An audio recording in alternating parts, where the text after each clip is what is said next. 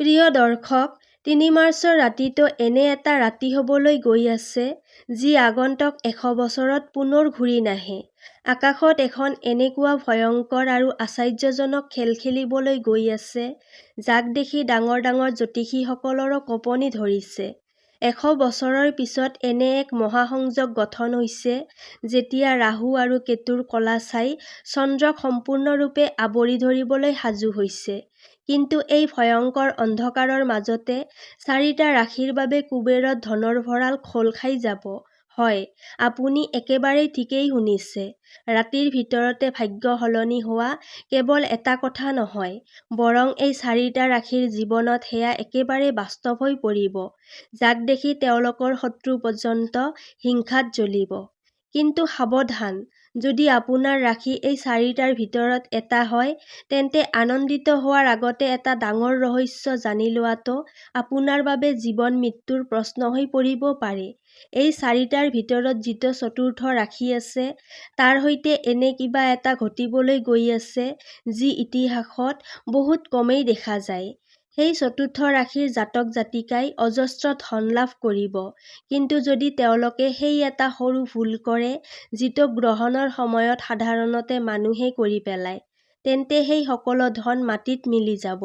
সেয়ে নিজৰ ৰাশিৰ নাম শুনিবলৈ ধৈৰ্য ধৰি থাকক, কিয়নো ব্ৰহ্মাণ্ডৰ এই চক্ৰই আপোনাৰ জীৱনৰ সম্পূৰ্ণ দিশ সলনি কৰিবলৈ গৈ আছে। আজি এই ভিডিঅ'টোত কোনো তথ্য আধা-আধৰুৱাকৈ নাথাকিব, সেয়ে নিজৰ মন শান্ত কৰক আৰু ব্ৰহ্মাণ্ডৰ এই ৰহস্যময় যাত্ৰাত মোৰ সৈতে একেলগে আগবাঢ়ক। চন্দ্ৰগ্ৰহণ কোনো সাধাৰণ ঘটনা নহয়। শতাব্দীৰ পৰা আমাৰ ঋষি-মুনিসকলে কৈ আহিছে যে যেতিয়া চন্দ্ৰগ্ৰহণ লাগে, তেতিয়া সমগ্ৰ পৃথিৱীৰ জলতত্ত্ব ভীষণভাৱে প্ৰভাৱিত হয়। ৩ মাৰ্চৰ এই গ্ৰহণটো এইবাবেই বিশেষ যে এইদিনা দেৱগুৰু বৃহস্পতি আৰু কৰ্মফল দাতা শনিদেৱ এনে এক অদ্ভুত অৱস্থাত আহি আছে, যি পূৰ্ণ এক শতাব্দীৰ পাছত দেখা গৈছে। শাস্ত্ৰত ইয়াক মহাচণ্ডাল যোগ আৰু ৰাজভংগ যোগৰ এক দুৰ্লভ সংমিশ্ৰণ বুলি কোৱা হৈছে। প্ৰিয় দৰ্শক, যেতিয়া সমুদ্ৰ মন্থন হৈছিল, তেতিয়া অমৃত আৰু বিষ দুয়োটাই ওলাইছিল। ঠিক তেনেদৰে ৩ মাৰ্চৰ এই ৰাতি কিছুমান ৰাশিৰ জীৱনত বিষ মিহলি হ'ব আৰু কিছুমানে সেই অমৃত লাভ কৰিব, যাৰ বাবে তেওঁলোকৰ আগন্তুক ৭ পুৰুষৰ দুখ-দাৰিদ্ৰতা চিৰদিনৰ বাবে দূৰ হৈ যাব। আপুনি কেতিয়াবা ভাবিছেনে, গ্ৰহণৰ সময়ত এনে কি হয়, যিয়ে মানুহৰ ভাগ্য ৰাতিৰ ভিতৰতে সলনি কৰি দিয়ে? প্ৰিয় দৰ্শক, আমাৰ প্ৰাচীন গ্ৰন্থত এটা অতি ৰহস্যময় কাহিনী আছে। সেই কাহিনী বুজি নাপালে এই মহাসংযোগৰ শক্তি বুজা সম্ভৱ নহয়। যেতিয়া সমুদ্ৰ মন্থন হৈছিল আৰু ভগৱান বিষ্ণুৱে মোহিনী ৰূপ ধাৰণ কৰি দেৱতাসকলক অমৃত বিলাই আছিল, তেতিয়া স্বৰভানু নামৰ এজন অসুৰে ৰূপ সলাই দেৱতাৰ শাৰীত বহিছিল। তেওঁ ছলনাৰে অমৃত পান কৰিছিল, কিন্তু সূৰ্য আৰু চন্দ্ৰই তাক চিনাক্ত কৰিলে। তেতিয়া ভগৱান বিষ্ণুৱে নিজৰ সুদৰ্শন চক্ৰৰে তেওঁৰ মূৰ্ত দেহৰ পৰা পৃথক কৰি দিলে। কিন্তু তেওঁ আগতেই অমৃত পান কৰিছিল বাবে তেওঁৰ মৃত্যু হোৱা নাছিল, আৰু তেতিয়াৰে পৰা তেওঁৰ মূৰ্ত ৰাহু আৰু তেওঁৰ দেহটো কেতু বুলি জনাজাত হ'ল। সেইদিনাৰ পৰাই ৰাহু আৰু কেতু সূৰ্য আৰু চন্দ্ৰৰ ডাঙৰ শত্ৰু হৈ পৰিল। যেতিয়া ৰাহু চন্দ্ৰক গ্ৰাস কৰে, তাকেই চন্দ্ৰগ্ৰহণ বুলি কোৱা হয়। এতিয়া আপুনি ভাবিব পাৰে, এই ধ্বংসাত্মক কাহিনীৰ লগত ধনৰ কি সম্পৰ্ক আছে? ইয়াতেই আছে আটাইতকৈ ডাঙৰ ৰহস্য। ৰাহু হৈছে মায়াৰ কাৰক। ৰাহু হৈছে ভ্ৰম, জুৱা আৰু হঠাতে পোৱা ধনৰ সংকেত। কলিযুগত যাৰ ওপৰত ৰাহুৰ কৃপা পৰে, তেওঁ ৰাতিৰ ভিতৰতে কোটিপতি হৈ যাব পাৰে। আৰু ৩ মাৰ্চত ৰাহু সম্পূৰ্ণ প্ৰসন্ন অৱস্থাত আছে বুলি কোৱা হৈছে। যিসকল ৰাশিৰ গ্ৰহ-গোচৰ তেওঁৰ অনুকূলত আছে, তেওঁলোকৰ ওপৰত ধনৰ বৰষুণ হ'ব পাৰে। কিন্তু ৰাহুৰ মায়াৰ পৰা নিজকে বচাই ৰখাটো সহজ নহয়। ৰাহু যিমান সোনকালে দিয়ে, তাতকৈ বেছি বেগেৰে উভতাইও লৈ যায়। এতিয়া আহক সেই ৰহস্যৰ পৰ্দা আঁতৰাও, আৰু আজি আমি ক'ম সেই প্ৰথম সৌভাগ্যশালী ৰাশিৰ কথা, যাৰ ওপৰত চন্দ্ৰ আৰু ৰাহুৰ এই মায়াময় খেলৰ বাবে ধনৰ বৰষুণ কৰাবলৈ গৈ আছে। এই ৰাশি আন কোনো নহয়, অগ্নিতত্ত্বৰ আটাইতকৈ শক্তিশালী ৰাশি মেষ ৰাশি। মেষ ৰাশিৰ লোকসকলে বিগত কেইবছৰ ধৰি যি সংগ্ৰাম কৰিছে, যি অপমান সহ্য কৰিছে আৰু যি আৰ্থিক সংকট পাৰ কৰিছে, ৩ মাৰ্চৰ এই ৰাতিৰ পিছত সেই সকলো এটা বেয়া সপোনৰ দৰে শেষ হ'ব পাৰে। গ্ৰহণৰ ঠিক পিছতেই আপোনাৰ ভাগ্যত এটা প্ৰবল ৰাজযোগ গঠন হ'ব বুলি কোৱা হৈছে, যিয়ে চাৰিওফালৰ পৰা ধনৰ পথ মুকলি কৰিব পাৰে। ৰৈ থকা ধন আকৌ উভতি আহিবলৈ আৰম্ভ কৰিব। যদি আপুনি ব্যৱসায় কৰে, তেন্তে কোনো ডাঙৰ চুক্তি চূড়ান্ত হ'ব পাৰে। কিন্তু এটা বিশেষ কথা মনত ৰাখিব লাগিব, গ্ৰহণৰ সময়ত আপুনি কোনো ধাতুৰ বস্তু স্পৰ্শ নকৰিব। হয়, ধাতু মানে লোহা, সোণ বা ৰূপ। যদি আপুনি এনে কৰে, তেন্তে ৰাহুৰ নেতিবাচক শক্তি সেই ধাতুৰ জৰিয়তে আপোনাৰ শৰীৰত প্ৰৱেশ কৰিব পাৰে। কোৱা হয়, ৰাহুৱে লোহা আৰু আন্ধাৰত বাস কৰে। গ্ৰহণৰ সময়ত মনে মনে ভগৱান শিৱৰ পঞ্চাক্ষৰী মন্ত্ৰ জপ কৰক। এইটোকে আপোনাৰ সুৰক্ষাৰ কৱচ বুলি ধৰা হয়, যিয়ে আপোনাৰ ধন-সম্পত্তি সুৰক্ষিত ৰাখিব। মেষ ৰাশিৰ লোকসকলে নিজৰ খং নিয়ন্ত্ৰণত ৰাখিব লাগিব, কিয়নো ৰাহুৱে আপোনাৰ মনত ভ্ৰম সৃষ্টি কৰি আপোনাক কাজিয়া-কলহত সোমাবলৈ চেষ্টা কৰিব পাৰে। যদি আপুনি শান্ত থাকে, তেন্তে কুবেৰৰ ধনৰ ভঁৰাল আপোনাৰ বাবেই মুকলি থাকিব। এতিয়া আহক সেই দ্বিতীয় ৰাশিৰ ফালে আগবাঢ়ো, যাৰ নাম শুনিলে আপুনি হয়তো আচৰিত হ'ব। এই ৰাশি হৈছে সূৰ্যৰ আধিপত্য থকা সিংহ ৰাশি। সিংহ ৰাশিৰ লোকসকলৰ বাবে এই চন্দ্ৰগ্ৰহণ আশীৰ্বাদৰ ৰূপ লৈ আহিছে বুলি কোৱা হৈছে। কাৰণ গ্ৰহণৰ সময়ত সূৰ্য আৰু চন্দ্ৰৰ মাজত এটা অতি ৰহস্যময় ত্ৰিকোণ গঠন হ'ব বুলি বিশ্বাস কৰা হয়। যিসকল লোকে শ্বেয়াৰ বজাৰ, লটাৰী বা সম্পত্তিৰ সৈতে জড়িত, তেওঁলোকৰ বাবে এই সময় কোনো আচৰিত ঘটনাতকৈ কম নহ'ব পাৰে। হঠাতে আপোনাৰ হাতত এনে কিবা ধন-সম্পত্তি আহিব পাৰে, যাৰ কথা আপুনি কেতিয়াও কল্পনা কৰা নাছিল। যিসকল শত্ৰুৱে কালিলৈকে আপোনাক লৈ হাঁহিছিল, তেওঁলোকে এতিয়া আপোনাৰ সন্মুখত হাতজোৰ কৰি থিয় হ'ব পাৰে। আপোনাৰ মান-সন্মান ইমান বৃদ্ধি পাব যে সমাজত আপোনাৰ নাম গুঞ্জৰিত হ'ব। কিন্তু এটা কথা সদায় মনত ৰাখিব, ব্ৰহ্মাণ্ডই যেতিয়া কিবা দিয়ে, তেতিয়া আপোনাক পৰীক্ষাও কৰে। সিংহ ৰাশিৰ লোকসকলে নিজৰ বাক-শক্তিক বিশেষ নিয়ন্ত্ৰণ ৰাখিব লাগিব। গ্ৰহণৰ পাছত ৩ দিন ভুলতেও কোনো দুখীয়া বা অসহায় ব্যক্তিক অপমান নকৰিব। যদি আপুনি অজানিতে কাকো কষ্ট দিয়ে, তেন্তে এই ৰাজযোগ মুহূৰ্ততে অভিশাপলৈ পৰিৱৰ্তিত হ'ব পাৰে আৰু অৱস্থাৰ অৱনতি হ'বলৈ বেছি সময় নালাগিব। সিংহ ৰাশিৰ স্বামী হৈছে সূৰ্য। সূৰ্যই কেতিয়াও দুৰ্বলৰ ওপৰত অত্যাচাৰ সহ্য নকৰে বুলি কোৱা হয়। সেয়ে ধনৰ অহংকাৰ একেবাৰেই নকৰিব।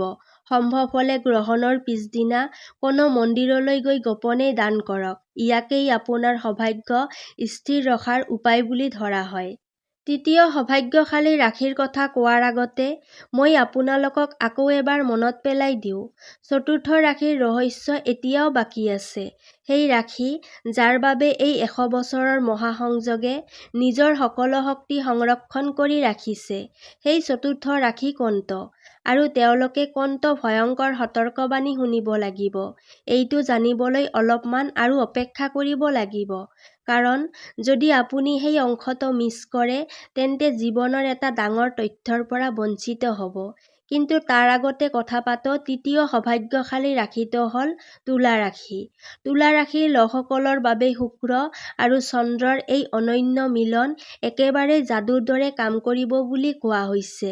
যদি আপুনি ঋণৰ বোজাত ডুব গৈছে, যদি চাৰিওফালে কেৱল নিৰাশাই দেখা দিছে, তেন্তে এতিয়া আপোনাৰ কান্দোনৰ দিন শেষ হ'ব পাৰে। ৩ মাৰ্চৰ ৰাতিৰ পিছত আপোনাৰ জীৱনত এনে কিছুমান পথ মুকলি হ'ব পাৰে, যাক দেখি আপুনি আচৰিত হ'ব। বিদেশৰ সৈতে জড়িত ব্যৱসায় বা চাকৰিত আকস্মিক ডাঙৰ সফলতা লাভ কৰিব পাৰে। মানুহে আপোনাৰ উদাহৰণ দিবলৈ আৰম্ভ কৰিব। আপোনাৰ ঘৰত লক্ষ্মী দেৱীৰ স্থায়ী বাস হ'ব বুলি বিশ্বাস কৰা হয়। তুলা ৰাশিৰ লোকসকলে এই গ্ৰহণৰ সময়ত এটা সৰু উপায় কৰিব পাৰে। এখন বগা কাপোৰত অলপ চাউল আৰু এটা ৰূপৰ মুদ্ৰা বান্ধি নিজৰ তিজোৰিত ৰাখক। গ্ৰহণ শেষ হ'লে সেইটো বৈ যোৱা পানীত অতাই দিয়ক নাইবা গছৰ তলত পুতি থওক। এইটো গোপন আৰু অচুক উপায় বুলি মনা হয়। কিন্তু মনত ৰাখিব, তুলা হৈছে সমতাৰ ৰাশি, সেয়ে আয় আৰু খৰচৰ মাজত সমতা ৰখাটো অতি জৰুৰী। ৰাহুৱে আপোনাক লোভ দেখুৱাব পাৰে। ৰাতিৰ ভিতৰতে কৌটিপতি হোৱাৰ লোভত বিপদজনক বিনিয়োগ কৰিবলৈ প্ৰলোভিত কৰিব পাৰে। সেই লোভত নপৰিব। এতিয়া মই সেই গুৰুত্বপূৰ্ণ ৰহস্য ক'বলৈ গৈ আছো, যিটো গ্ৰহণৰ সময়ত সকলো মানুহৰ বাবেই প্ৰযোজ্য।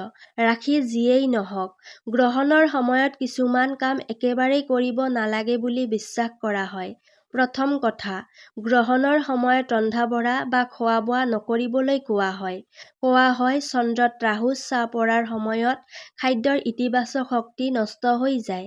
দ্বিতীয় কথা, গ্ৰহণৰ সময়ত টোপনি নামাৰি জাগি থাকিবলৈ কোৱা হয়। কিছুমান আধ্যাত্মিক বিশ্বাস অনুসাৰে এই সময়ত মন অধিক সংবেদনশীল হয়। তৃতীয় কথা, মন্ত্ৰ উচ্চস্বৰে নপঢ়ি মনে মনে জপ কৰিবলৈ উপদেশ দিয়া হয়, যাতে মন একাগ্ৰ থাকে। গৰ্ভৱতী মহিলাসকলৰ ক্ষেত্ৰতো বিভিন্ন পৰম্পৰাগত নিয়ম আছে, কিন্তু এইবোৰ ধৰ্মীয় বিশ্বাসৰ অংশ, বৈজ্ঞানিক বাধ্যবাধকতা নহয়। এটা কথা সঁচা, চন্দ্ৰৰ কলাৰ লগত মানৱ মনৰ সম্পৰ্কৰ বিষয়ে বহুদিন ধৰি আলোচনা চলি আহিছে। পূৰ্ণিমা বা অমাৱস্যাত মানুহৰ আচৰণত সৰু-সুৰা পৰিৱৰ্তন দেখা যায় বুলি বহুতেই কয়। গ্ৰহণৰ সময়তো মানুহে গভীৰ চিন্তা-ভাৱনা কৰে। সেয়ে মোৰ অনুৰোধ, ভয় বা ঘৃণা মনত নাৰাখিব। চকু বন্ধ কৰি নিজৰ লক্ষ্য, সফলতা আৰু সুখী জীৱনৰ কথা চিন্তা কৰক। নিজকে ঋণমুক্ত, সমৃদ্ধি আৰু সুখী ৰূপে কল্পনা কৰক। ইয়াকেই বহুতে ল' অফ এট্ৰেকশ্যন বুলি কয়, মানে ইতিবাচক চিন্তাই ইতিবাচক ফল আনে বুলি কোৱা হয়। ধ্যান আৰু সাধনাৰ বাবে গ্ৰহণৰ সময় বহু লোকৰ বাবে বিশেষ আধ্যাত্মিক মুহূৰ্ত। যদি আপুনি সেই সময়ত ভগৱান বিষ্ণু বা ভগৱান শিৱৰ নাম স্মৰণ কৰি ধ্যান কৰে, তেন্তে মানসিক শান্তি আৰু আধ্যাত্মিক শক্তি লাভ কৰিব পাৰে। এতিয়া আমি সেই মুহূৰ্তলৈ আহি পাইছো, যাৰ বাবে আপুনি সকলো অধীৰ আগ্ৰহেৰে অপেক্ষা কৰি আছিল। সেই চতুৰ্থ ৰাশি যাৰ বাবে এই গ্ৰহণ আটাইতকৈ ডাঙৰ মহাসংযোগ লৈ আহিছে। এইটো সেই ৰাশি যাৰ অধিপতি স্বয়ং কৰ্মফলদাতা শনিদেৱ। হয়, আমি কৈ আছো মকৰ ৰাশিৰ কথা। মকৰ ৰাশিৰ লোকসকল, আপোনালোকৰ ভাগ্য এতিয়া এনেদৰে জ্বলি উঠিব পাৰে যে ওচৰ চুবুৰীয়াই আপোনাক হিংসা কৰিব। 100 বছৰৰ পাছত গঠন হোৱা এই মহাসংযোগ কেৱল আপোনালোকৰ বাবে কুবেৰৰ ধনৰ ভঁৰাল লৈ আহিছে বুলি কোৱা হৈছে। আপোনাৰ জীৱনত এতিয়ালৈ যি দুখ-কষ্ট আছিল, যি ঋণ আছিল, সেয়া পানীৰ দৰে বৈ গৈ শেষ হ'ব পাৰে। হঠাতে ডাঙৰ সম্পত্তি লাভ কৰিব পাৰে বা ব্যৱসায়ত এনে উত্থান আহিব পাৰে যিয়ে আপোনাক ৰাতিৰ ভিতৰতে শিখৰত উপনীত কৰিব পাৰে। মকৰ ৰাশিৰ লোকসকলে জীৱনত যিমান কঠোৰ পৰিশ্ৰম কৰিছে তাৰ ফল এতিয়া শনিদেৱ আৰু ৰাহুৱে মিলি দিবলৈ ওলাইছে বুলি বিশ্বাস কৰা হয়। কিন্তু ৰ'ব, সুখী হোৱাৰ আগতে সেই সতৰ্কবাণীটো শুনি লওক, যাৰ উল্লেখ আৰম্ভণিতেই কৰা হৈছিল। মকৰ ৰাশিৰ বাবে ধন আহিব, কিন্তু সেই ধনৰ সৈতে ৰাহুৰ এটা ডাঙৰ ভ্ৰমও আহিব। যেতিয়া আপোনাৰ হাতত ধন আহিব, তেতিয়া আপোনাৰ ভিতৰত অহংকাৰ জন্ম ল'ব পাৰে। আপুনি পুৰণি বন্ধু-বান্ধৱ বা আত্মীয়ক তুচ্ছ জ্ঞান কৰিব পাৰে, আৰু এইটোৱেই হ'ব আপোনাৰ আটাইতকৈ ডাঙৰ ভুল। যি মুহূৰ্তত অহংকাৰ আপোনাৰ মনত সোমাব, যি মুহূৰ্তত আপুনি কোনো দুৰ্বল ব্যক্তিক কষ্ট দিব, সেই মুহূৰ্ততে ৰাহুৱে আপোনাৰ সকলো ধন ধূলিত মিলাই দিব বুলি কোৱা হয়। হঠাৎ কোনো ৰোগ বা আইনী বিবাদত আপুনি জড়িত হৈ পৰিব পাৰে, য'ত আপোনাৰ সকলো সঞ্চয় শেষ হৈ যাব। মকৰ ৰাশিৰ লোকসকলে অতি সাৱধান হ'ব লাগিব, কাৰণ শনিৰ দৃষ্টি সদায় আপোনাৰ ওপৰত থাকে বুলি মনা হয়, আৰু শনি হৈছে ন্যায়ৰ দেৱতা। তেওঁ অন্যায় সহ্য নকৰে বুলি বিশ্বাস কৰা হয়। এতিয়া প্ৰশ্ন উঠে, এই সম্ভাৱ্য বিপদৰ পৰা বচাৰ আৰু ধন সুৰক্ষিত ৰখাৰ অচুক উপায় কি? এই উপায় কেৱল মকৰ ৰাশিৰ বাবেই নহয়, বৰং সেই সকলো ৰাশিৰ বাবেই যিসকলে এই গ্ৰহণৰ সময়ত ধন সমৃদ্ধি লাভ কৰাৰ আশা কৰিছে। এইটো এটা অতি গোপন উপায় বুলি কোৱা হয়, যাক সিদ্ধি যোগীসকলে উল্লেখ কৰিছে বুলি বিশ্বাস কৰা হয়। কোৱা হয়, এইটো কৰিলে ৰাহু আৰু কেতুৰ কোনো কুদৃষ্টি আপোনাৰ ওপৰত প্ৰভাৱ পেলাব নোৱাৰিব। গ্ৰহণ আৰম্ভ হোৱাৰ ঠিক আগতে এখন ক'লা ৰঙৰ সুঁতিৰ কাপোৰ লওক। সেই কাপোৰত অলপ ক'লা তিল, এটা লোহাৰ গজাল আৰু এটা গোটা নাৰিকল বান্ধি এটা পুতলি তৈয়াৰ কৰক। এই পুতলিখন ঘৰৰ মুখ্য দুৱাৰৰ ভিতৰৰ ফালে ৰাখি দিয়ক।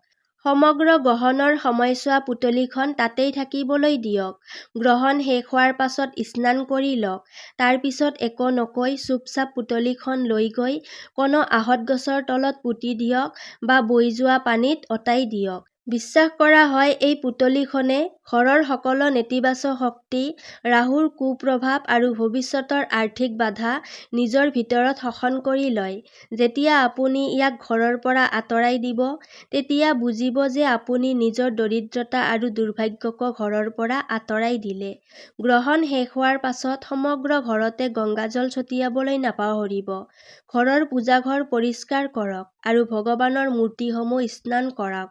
তাৰ পিছতেই আহাৰ গ্ৰহণ কৰক। যিসকলে গ্ৰহণৰ পাছতে গাই-গৰুক ঘাঁহ খুৱায় বা কুকুৰক খাদ্য দিয়ে তেওঁলোকৰ ঘৰত ধনৰ অভাৱ নাথাকে বুলি কোৱা হয়। এই সৰু সৰু সৎকৰ্মবোৰেই আমাৰ ভাগ্য গঠন কৰে বুলি বিশ্বাস কৰা হয়। ৩ মাৰ্চৰ এই দিনটো আপোনাৰ জীৱনৰ এটা ডাঙৰ টাৰ্নিং পইণ্ট হ'ব পাৰে। কোৱা হয়, ব্ৰহ্মাণ্ডৰ এনে দুৱাৰ ১০০ বছৰত এবাৰহে খোলে।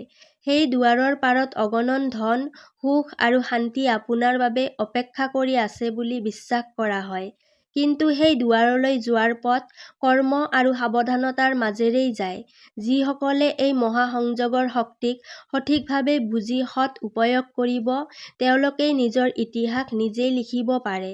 মনত ৰাখিব, জ্যোতিষীয়ে কেৱল পথ দেখুৱায়। সেই পথত খোজ পেলোৱা আৰু নিজৰ ভাগ্যক বাস্তৱত পৰিণত কৰা আমাৰ নিজৰ হাততেই আছে। ৰাহুৰ মায়াৰ পৰা সাৱধান থাকক। শনিৰ ন্যায় স্মৰণ কৰক। নিজৰ কৰ্ম এনেদৰে শুদ্ধ ৰাখক যাতে ঈশ্বৰেও আপোনাক সহায় কৰিবলৈ আগবাঢ়ি আহে। এই আশ্চৰ্যজনক ৰাতিক মুক্ত হৃদয়েৰে স্বাগতম জনাওক। অন্তৰৰ ভয় আঁতৰাই এখন নতুন পুৱাৰ বাবে সাজু হওক। ব্ৰহ্মাণ্ডৰ শক্তি আপোনাৰ সৈতে আছে বুলি বিশ্বাস কৰক। কেৱল তাক চিনাক্ত কৰাৰ প্ৰয়োজন।